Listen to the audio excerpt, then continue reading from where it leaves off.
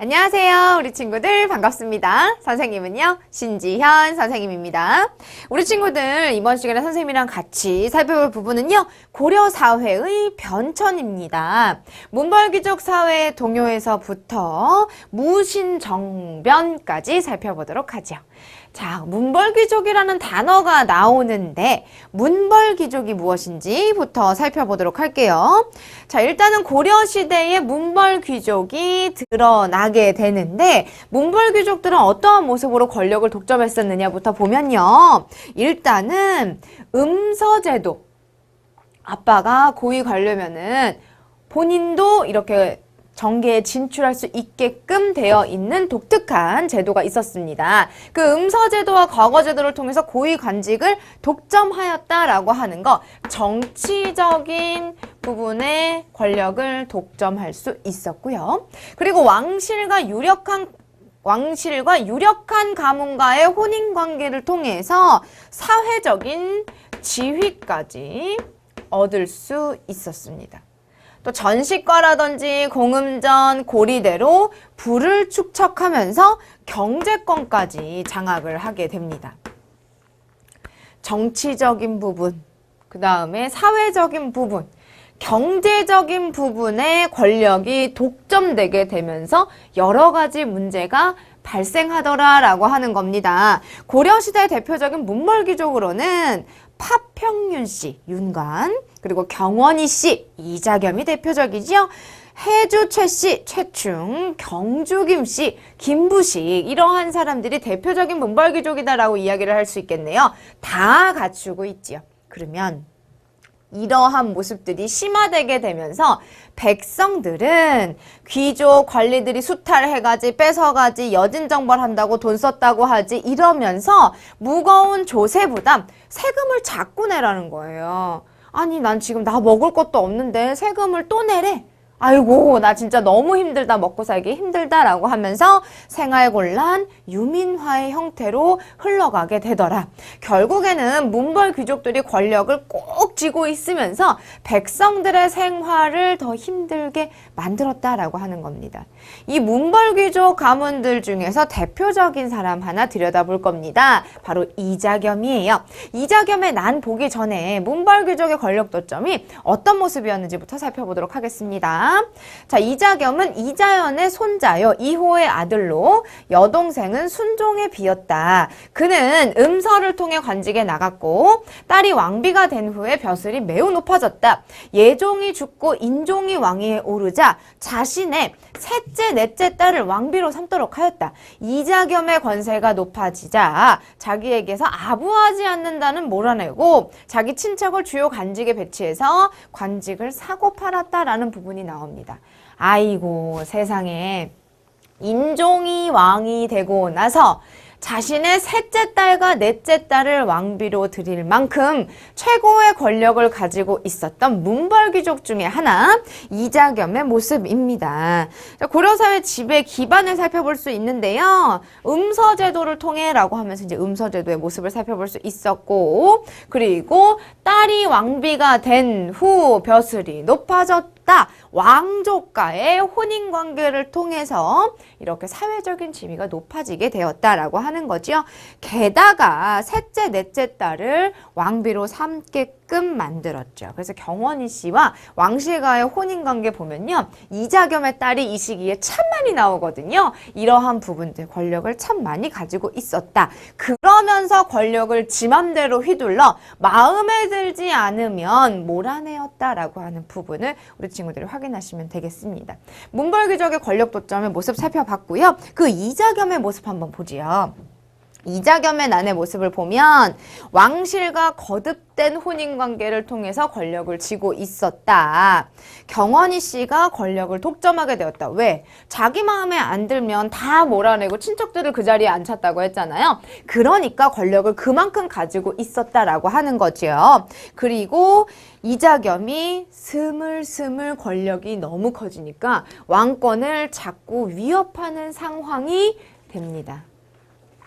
지금 그렇게 가만히 계시면 안 될 것 같아요. 이자겸이 지금 뭔가 생각이 있는 것 같습니다. 이런 이야기를 자꾸 듣게 돼요. 그러면서 인종이 먼저 손을 댑니다.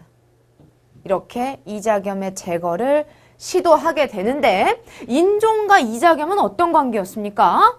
장인과 사위의 관계였어요. 근데 사위가 지금 이자겸 장인어른을 제거하려는 시도를 했습니다. 근데 또 인종도 다 이유가 있었죠.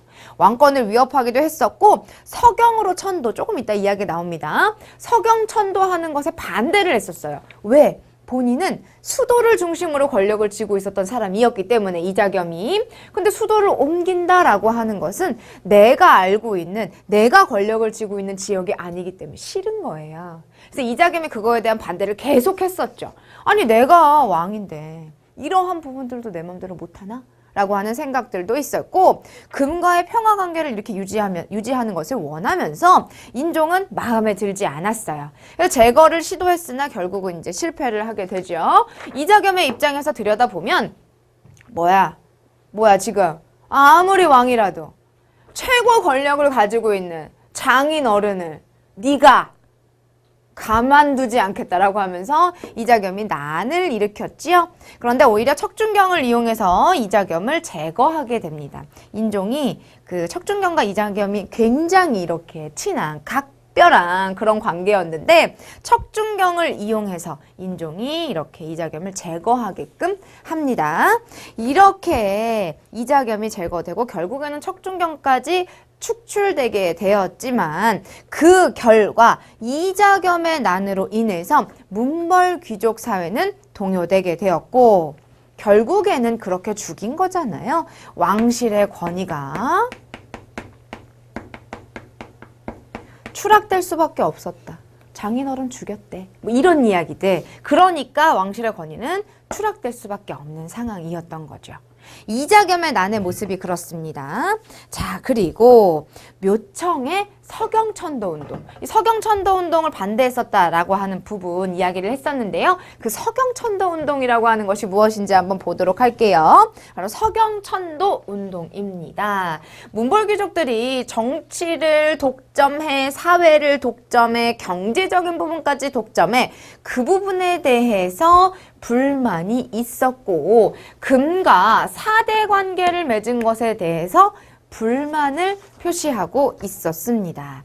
또 특정 가문이 권력을 다 쥐고 있는 이자겸처럼 그런 모습들에 대한 불만을 품고 있었던 것이 배경이 됐는데 서경이 좋대요.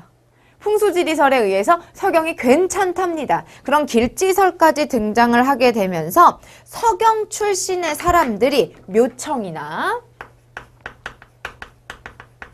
정지상 뭐 이런 사람들이 이 서경을 중심으로 해서 옮깁시다. 서경으로 옮겨요. 라고 이야기를 합니다. 근데 이거는 그냥 잠시 서경천도 운동을 했어요. 여기서 멈춘 게 아니에요. 왕도 이 의견이 또 맞는 것 같아. 그러면서 인종이 서경에 대화궁이라고 하는 궁궐을 짓고 자주 갔습니다. 자주. 그러니까 묘청의 입장에서는 이러한 부분들이 다 받아들여지고 또 왕이 들어보니 솔깃합니다. 이러한 부분들 때문에 궁궐까지 지으면서 왔다 갔다 하는 모습을 보이게 돼요. 그런데 개경의 세력을 쥐고 있었던 사람들은 김부식과 같은 문벌귀족들은 당연히 반대입니다. 내 여러 가지 세력 기반인 개경에 왕이 있어야겠다라고 하는 생각들이 있었던 거지요. 그러면서 반발이 일어났고요. 묘청 등이 서경에서 난을 일으키게 됩니다. 하지만 김부식이 이끄는 그 관군에 의해서 결국에는 진압을 당하게 되지요. 그러면 이 개경 세력, 김부식이에요. 그 개경 세력의 반발로 좌절을 보기는 했었습니다만 고려인에 뭘 느낄 수 있냐? 자주의식.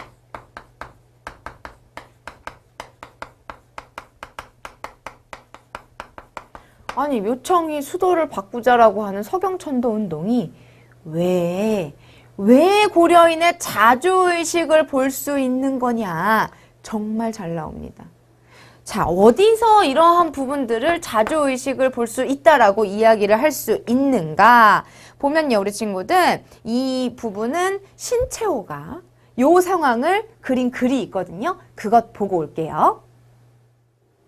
묘청의 서경천도운동이 도대체 어떤 특징을 가지고 있길래 고려인의 자주의식을 표출했다라고 이야기를 하는가? 후대의 신채호라고 하는 사람이 일제강점기에 활동하였던 국사학자 신채호는 서경천도운동을요, 낭과 불에 맞선 유교의 승리다라고 이야기를 합니다. 고유의 전통사상과 불교에 맞선 유교의 승리이며 진치사상에 맞선 보수사상의 승리다라고 보였습니다. 만일 개경의 중심 세력이었던 김부식이 패하고 묘청이 이겼더라면 조선의 역사는 독립적이고 진취적으로 발전했을 거라고 평가를 내렸죠. 그래서 이 운동을 천년 역사의 가장 큰 사건이라고 얘기했어요. 그 천년 동안의 역사 중에서 가장 역사적 의미가 있다라고 신채호가 이야기를 했습니다. 자, 묘청의 서경천도운동에 대한 신채호의 평가 들어봤어요. 묘청의 서경천도운동에 대한 부분을 계속 이어서 볼게요. 자, 주장에서 보면 주장의 고려인의 자주의식을 느낄 수 있는 부분인데 풍수지리설 이용해가지고 서경으로 수도를 옮겨야 한다라고 하는 것, 그 다음에 황제국이라고 하는 것을 칭하고 그리고 독자적인 연호를 써야 된다. 더 이상 중국에 의존하지 말고 우리의 성격대로 이렇게 나아가자라고 하는 것, 그리고 금정벌 4대 관계 맺지 말고 금을 치자라고 하는 운동에서 고려인의 자주의식을 볼 수 있다라고 하는 겁니다. 결국에는 김부식 개경 세력의 반발로 좌절했지만 뭐 어찌됐건 묘청의 서경천도운동이라고 하는 것이 고려인의 자주의식을 보여주는 큰 사건이다 라고 이야기를 할 수 있겠네요. 그러면 이제 그 다음으로 넘어가서 모습이 조금 바뀌게 되는데요. 문벌 귀족들이 살아가면서 백성들의 삶은 너무 피폐해졌다 그랬었어요. 이런저런 이유로 자꾸 뺏어가고 세금 더 내라 그러고 그러니까 백성들은 너무 힘들었죠. 그런데 이러한 사건이 일어나게 됩니다. 자, 무신정변 들여다볼게요. 무신정변은 문신 위주의 정책, 정치. 그리고 고려는 무신 시험이 없었어요. 힘이 있고 칼 좀 잘 쓸 것 같다. 그러면 그냥 씁니다. 과거제에서 무신이 없었기 때문에 그런 부분에 대한 차별이 있었고 많은 무신들을 다 다스리는 대빵이 되는 사람들은 다 문신 출신이에요. 그러다 보니까 뭐 어딘가에서 나타나는 공밀왕릉에서 문신의 석상이 무신 석상보다 더 위에 있어요. 그런 게 사실은 차이가 존재했었다라고 하는 것을 볼 수 있습니다. 차별이 있었어요. 무신에 대한 차별, 무신에 대한 무시 이런 것들이 있었는데 차별? 뭐 그래, 그럴 수 있어. 뭐 돈 안 주는 거? 그래. 근데 문신들은 너무 화려한 삶을 사는데 나는 월급조차 주지 않는 거예요. 뭐야. 차별도 못 참겠다. 월급도 안 준다. 거기에다가 무시까지 당하게 된 거예요. 이거 못 참아. 이거 못 참는 일이야 라고 하면서 정변이 일어나게 된 것이 바로 무신정변이거든요. 보면 문신에 대한 차별이 있었고요. 문신 중심의 정치, 군인전을 제대로 주지 않았어요. 군인전 월급이지. 군인전은 제대로 주지 않으면서 하층 군인들이 이렇게 불만을 가질 수밖에 없었던 상황이었고 의종이 사치를 부리는 거예요. 나는 지금 월급도 안 주고 사치를 부립니다. 그리고 향락 생활을 하는 것을 보면서 아이고 안 되겠다. 의종이 보현원을 행차를 하네. 의종의 보현원 행차 그 자리에서 정중부, 이의방 이러한 사람들이 정변을 일으키게 됩니다. 그러면서 문신들 제거하고 의종 폐위시키면서 권력을 쥐게 되는데 무신들이 권력을 쥐게 되는 사건이 발생했어요. 그러면서 문신 위주의 그 문벌 귀족 사회는 완전히 붕괴돼 버리고 무신들 중심의 사회가 되는데요. 그게 한 100년간 이어져요. 100년간 이어지는 그런 상황이 지속되게 됩니다. 무신정변의 배경 한번 볼게요. 의종이 대장군 이송으로 하여금 오병수 바퀴를 시켰으나 무술시합이에요. 그걸 시켰으나 이송이 이기지 못하였다. 그때 문신 한례가 갑자기 나서며 이소흥의 뺨을 때리니 섬돌 아래로 넘어졌다. 이 모습을 보고 왕과 신하들은 손뼉을 치면서 크게 웃었다라고 하는 겁니다. 무시를 그냥 계속 당했었던 거예요. 그러한 모습들이 계속되다 보니까 못 참겠다라고 해서 일어난 사건이 바로 무신정변이다 라고 우리 친구들 생각하시면 되겠습니다. 초기에 무신들은 정치를 해본 적이 없었기 때문에 당연히 안정적이지 않은 모습 보였거든요. 이의방, 정중부, 경대승, 이의민, 최충원 이렇게 집권자들의 변천이 있었습니다. 초기에는 정권이 불안정 했었던 시기가 초기에 있었다라고 보시면 되죠. 그런데 요때부터는 얘기가 좀 달라집니다.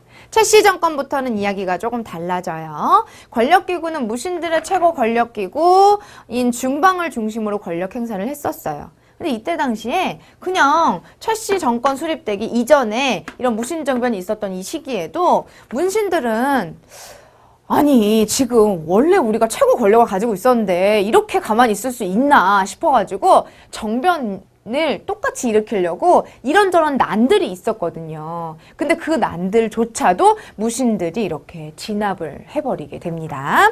들여다보면 김보당의 난 여다 쓸까? 김보당의 난은 의종이 폐위당했잖아요.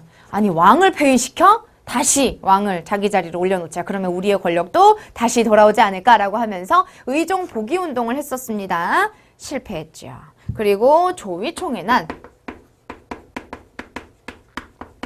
조위총의 난이 이런 무신정권에 대한 저항 운동을 펼쳤습니다. 그런데 결국에는 실패하게 됩니다. 결국에는 실패하게 된다라고 하는 것.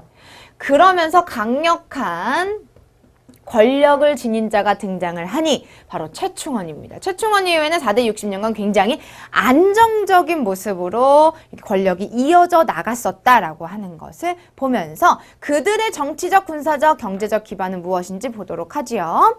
일단은 정치기구에서 보면 정치기구 교정도감이라고 하는 것, 요거는 최고 권력기구. 거기에 대빵을 교정 별감이라고 불리우면서 이런저런 결정을 했었다라고 하는 것. 이게 이제 최충원 집권기 때의 이야기예요. 국가의 중요한 부분들을 여기서 다 결정을 했었다라고 보시면 되고, 그 이후에 최후가 집권을 하게 되면서 관리들의 인사행정을 담당하고 있는 기관을 집에다 뒀습니다. 최후가 그 정도로 권력을 가지고 있었다라고 하는 거예요. 그게 바로 정방입니다. 정방은 인사행정기구.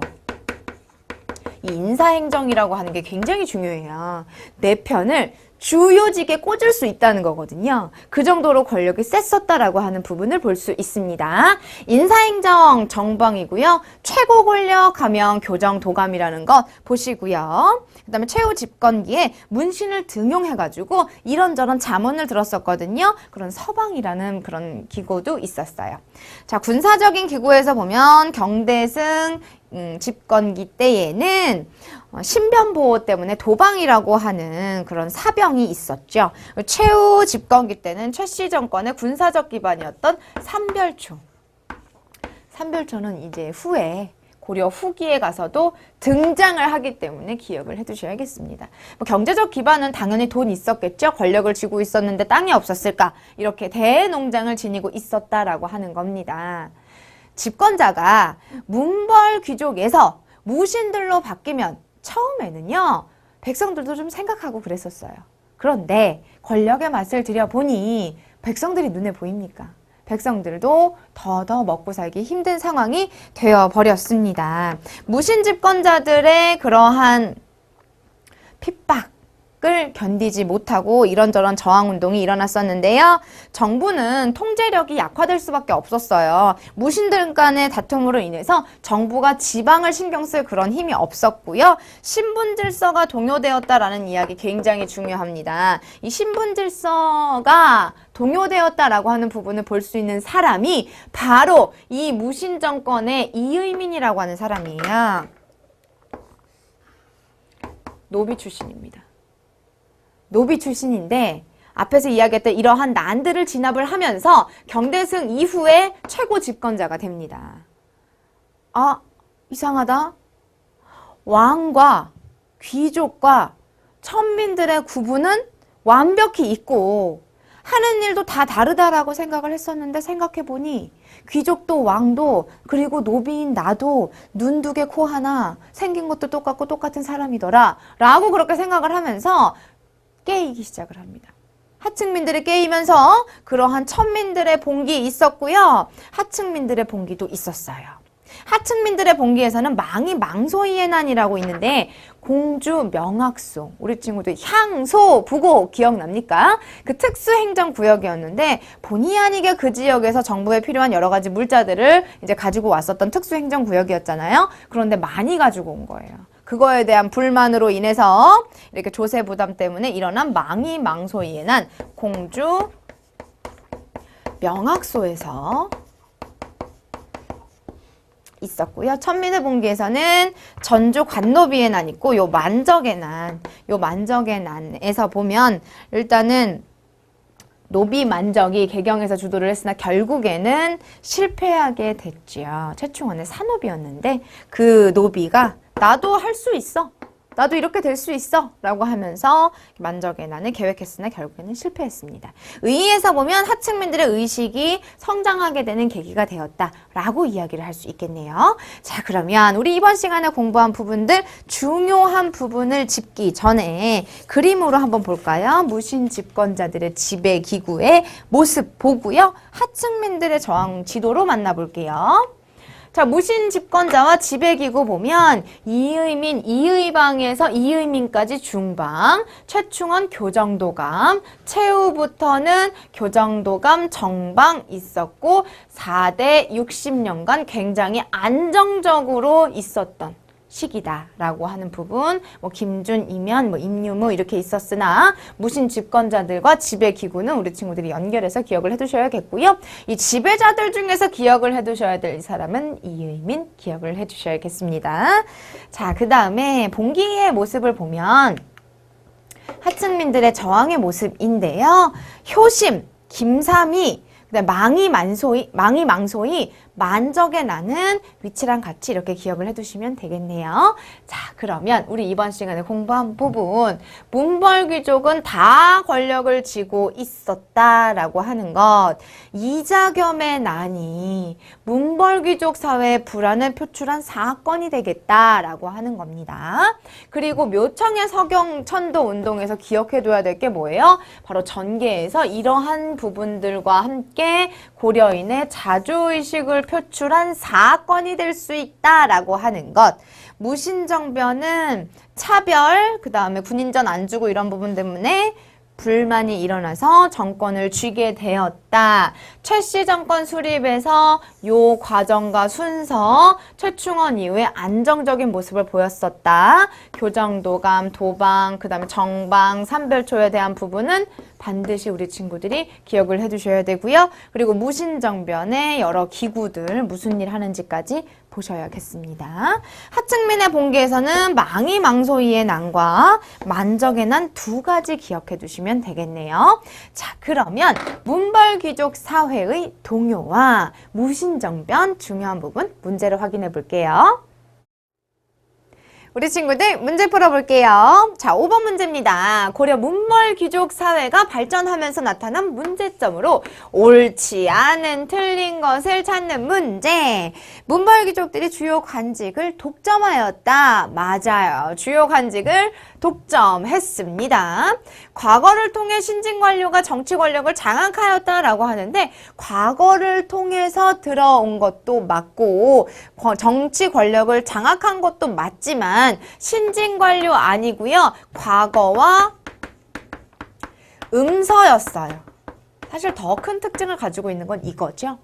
아빠가 고위관료예요. 그러면 나도 정치에 진출할 수 있게끔 되는 제도였기 때문에 정치적인 권력 장악이라고 하면 문벌귀족에서 음서가 나와 주어야 한다라고 하는 겁니다. 옳지 않은 건 2번이네요. 문벌귀족과 관리의 수탈로 백성들은 유랑민, 유민이 되기도 하였고 여진정벌 등으로 백성들은 과중한 조세 부담에 시달렸습니다.